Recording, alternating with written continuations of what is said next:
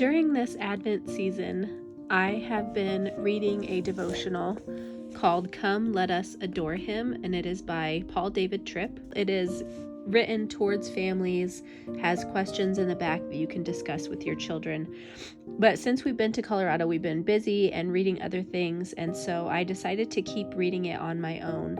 And it has been so good for me during this Christmas season. It has given me a lot of things to meditate on, the amazing story of Christmas and Christ, God coming in the flesh to the earth as a humble baby. And so I wanted to share one of these devotions with you today on this video. I pray that it is a blessing to you and that you are encouraged by it and that it will help you to meditate on the truth of this season and the truth of Christ. So this is from December 1st. It says, "The angels sang because the everlasting Father had come to extend arms of redeeming grace to all who would give their hearts to Him." It is a wonderful, mysterious, hard to grasp, and beyond the scope of our normal reasoning story. But when you get it, when you come to fully understand the purpose and implications of this story, you will sing too. This story's amazing plot wasn't written when Mary got pregnant, or when prophets began foretelling it, or when God announced it after the disastrous rebellion of Adam and Eve. This story is so miraculous in every way that it could have only come out of the mind of God in eternity before the foundations of the earth were laid down by His mighty hand. It points to the divine imagination and screams the power of the divine hand. No man could write this plot, and if he did, no man could expedite what he had written. This story is itself an argument for the existence of God and is a portrait of His holy character. I'm going to pause here for a minute and tell you about our breakfast we had this morning. My mother-in-law made biscuits and gravy, and it was delicious. Since Austin and I are not eating biscuits, we had scrambled eggs under our gravy with some extra sausage patties on the side, and we really enjoyed that. It is one of my favorite meals. It's very filling and super yummy. The devotion goes on to say, "The beautiful world that God had created was now broken and groaning, the direct result of the rebellion of the ones God had made in His own image and had placed His guiding and providing love upon.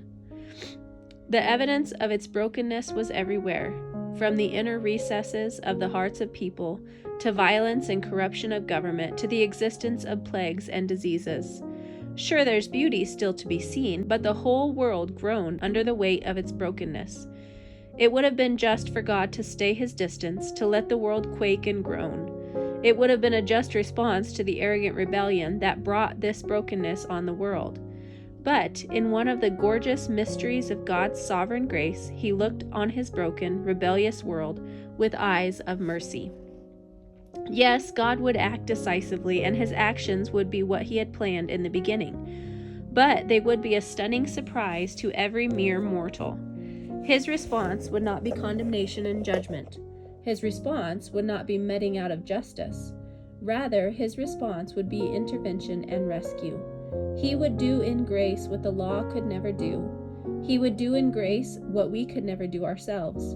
He would do with what philosophers could never conceive, what leaders could never strategize, and what poets could never imagine. He would offer the only thing that would ever address the need and solve the problem. He Himself would become the greatest, most costly, most transformational gift ever. God would take on human flesh and invade His sin-broken world with His power, wisdom, glory, and grace. But He wouldn't descend to a palace. Instead, the Lord Almighty, the Creator, the sovereign King over all things, would humble Himself and take on the form of servant.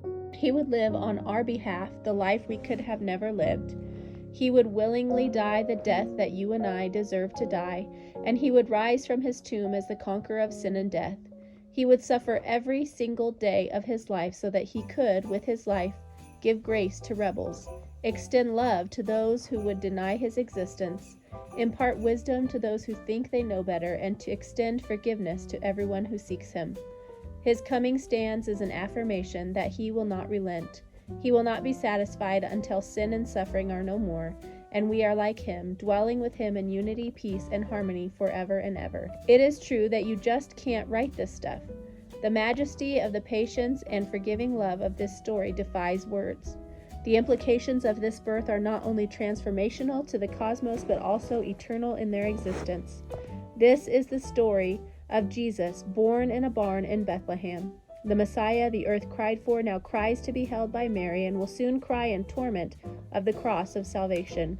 He came to suffer because he came to save. The angels sang because finally hope had come. Don't you want to join them?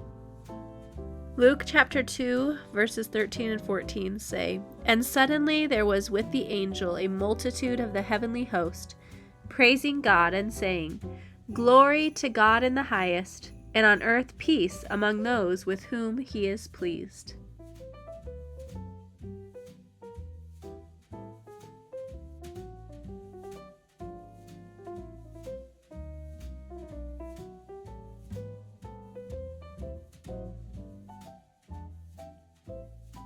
Oh, there's one. Ashley, could you lift her up? No. Do you see any eggs?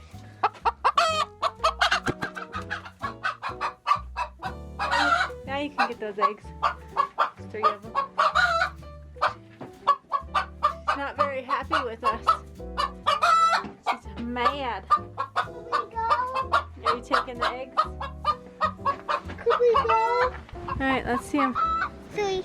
3 eggs. In my pocket. Alright, let's go back up to the house. I'll get your owie cleaned up.